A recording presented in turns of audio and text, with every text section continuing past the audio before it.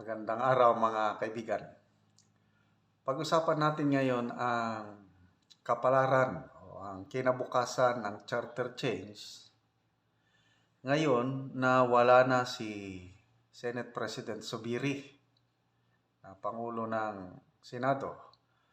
Ang bago ngayon si Senator Escudero. So ano ba ang pag-asa ng Chatcha na maipasa? Ngayon nga si Escudero ang bagong Senate President. Ang isa sa gustong-gustong legislative measure na maipasa ng Administrasyong Marcos, and of course, gustong-gusto ni Speaker Martin Romualdez, ay yung charter change. Inuuna lang nila ang economic revision, then later on, isusunod nila ang political amendments na magre-resulta na mag-parliamentary system of government tayo at magiging Prime Minister si Speaker Martin Romualdez. Yun ang lumalabas na plano ng Administrasyong Marcos ngayon. So, kumusta? Nung si Senate President pa ang presidente sa Senado, medyo sinasabi ni Senate President Zubiri noon na mahirap, it's a challenge. Ngayon, with Senate President Escudero, madali na bang maipasa ang charter change? Okay, ito, balita ng Philippine Star, title is, Goodbye, Chatcha. Chatcha is dead. Sino ang nagsabi na Chatcha is dead? Si Zubiri mismo ang nagsasabi na kung nung siya pang presidente, mahirap, may challenge. Ngayon, it's now dead. Patay na talaga. Bakit? Okay. Sabi ni Zubiri, Escudero is one of the several senators who have indicated opposition to charter change. Okay? So, ang charter change, yung economic amendments, pasado na sa Kamara o Kongreso. Yung resolution both houses number 7, okay na.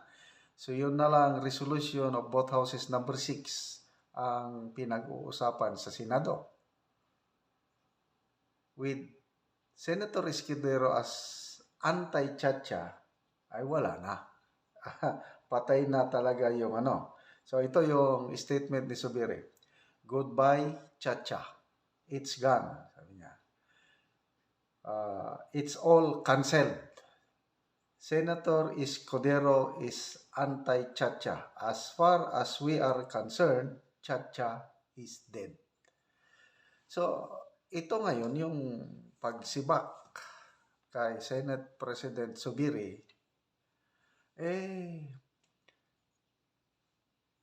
sinibak siya dahil hindi siya sumusunod sa utos ng powers that be. Sino yung powers? Wala na iba, kundi ang interpretation ng nakakarami yung Malacanang. Ano yung mga hindi sinusunod na utos? Una, yung PIDEA leaks hearing na hindi napigilan. Pangalawa, itong Chatcha na mabagal ang daloy ng ano. So, with Senator Escudero anti-Chatcha ay lalong wala ng pag-asa na uusad o maaprubahan ang charter change. Yan ang sinasabi ni Zubiri. Okay. So, nung nag-assume na si Senator Escudero as Senate President, nagkaroon ng press conference. Tinanong siya ngayon ng media tungkol sa kapalaran ng charter change. Ito ang sagot niya. We will discuss it on the part of the majority. But you know my position and I have no plans of changing my position. Okay. So pag-uusapan nila sa majority. So yung majority ngayon, 14 na lang sila. So hindi pa sigurado sino yung 14 na kasamahan niya, no? Isa-isahin natin, ha. Yung 14, sana ba yan? Yung 14 senators na bagong majority block. Okay. Escudero, Jinggoy, Tolentino, Pia Cayetano, Alan Peter Cayetano, Bongo, Lito Lapid, Aimee Marcos, Padilla, Grace Po, Ramon Revilla, Rafi Tulfo, Cynthia Villar, Mark Villar. So, 14 sila. Dito sa 14 senators na majority block, nagsabi na sino? Aimee Marcos, Cynthia Villar, ayaw ng charter change plus Escudero. Tatlo na sa majority block ang ayaw sa charter change. Sino pa yung mga ayaw? Si Senator Villanueva, nabanggit niya na ayaw din niya. Yung dalawang minority block, Pimentel and sino ba itong isa? Pimentel and Hontiveros, ayaw din niya. So, sino pa yung mga inaasahan natin? Itong sina De La Rosa, ayaw din yan. So, itong charter change ngayon, lalong nalalagay sa alanganin kasi mabuti pa noon si Senate President Zubiri, gusto niyang suportahan ang Marcos administration. Sa nakikita ko kay Senate President Zubiri, gusto rin niyang ipasa yung tiyatsa, kaya lang ayaw niyang pilitin ang kanyang mga kasamahan. Gusto niya independent ang Senate, pati ang mga senador, independent-minded. Hindi dapat diktahan ang bawat isang senador. Ganon ang leadership ni Senate President Zubiri noon. Kaya sinasabi na ni Senate President Zubiri na mahirap ipasa yung tiyatsa kasi may 5 na nagbanggit publicly na ayaw nila ng tiyatsa.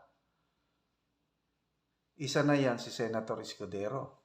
Kung ang Senate President ayaw sa tiyatsa, I believe may influensya niya. I don't know. So, lalong patay ang tiyatsa ngayon. I agree with Senate President Zubiri na patay na ang tiyatsa. So, hindi nagbabago ang aking posisyon, sabi ni Senator Escudero, tungkol sa tiyatsa. Okay. Again, we will discuss it, and I think I am one of the vocal ones during that time. I don't know kung magbago siya. Kailan sabi niya, hindi nagbabago ang kanyang paningin. So, tinanong ng media sa bagong Senate President if the tiyatsa is dead. Ito ang sagot ni Senator Escudero. It's not for me to say because I have my old position. I have to discuss it with majority. So, sino yung mga ayaw? Cynthia Villar, Aimee Marcos, Escudero, Pimentel, and Hontiveros. So, 5. So, idagdag mo pa yan si Villanueva. I believe itong si Zubiri ayaw na rin. And then Bato de la Rosa, Robinhood Padilla. So, wala na talaga. Goodbye, tiyatsa. Hindi na talaga maipapasa ito kasi malaking bagay yung malaking bagay yung Pulse Asia Survey na nagsasabi na 88% sa mga respondents ayaw ng tiyatsa. Kung ayaw ng taong bayan, bakit mo pa ipagpipilitan? So, mabuti nga na lang at meron tayong Senado na last bastion of our democracy. Kung walang Senado, wala na. Charter change na tayo ngayon. Kung pabayaan lang natin ang mga congressman, si Speaker Martin Romualdez ang gagawa ng batas, wala na. Tapos, yan po ang inaayawan ng, yan ang pinaglalaban ng Maisog rallies. So, salamat na lang at nagkakaroon tayo ng Maisog rally para pangalagaan ang ating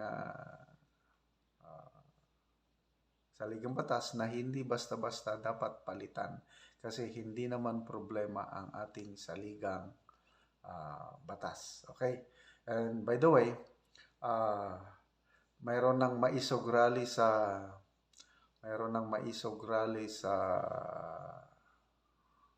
Hong Kong. Meron na ring na-schedule na Maisog rally sa New York. May naghahanda rin ang Maisog rally sa Ontario, Canada. Mayroon akong mga kaibigan doon na nag-organize. Kung sino yung taga malapit sa Ontario, Canada, mag-contact lang kayo kay Beto Ben Crasco sa Facebook ni Beto Ben Crasco. Kung interesado kayo, sabihan nyo lang yung interest nyo para wala pang date, wala pang exact date and venue ang Maisog rally sa Ontario, Canada. Nasa information drive pa lang sila ngayon. So, contact Beto Ben Crasco, C-R-A-S-C-O. Sa Facebook page niya, indicate ang inyong interest na magsama sa Maisog rally sa Ontario, Canada.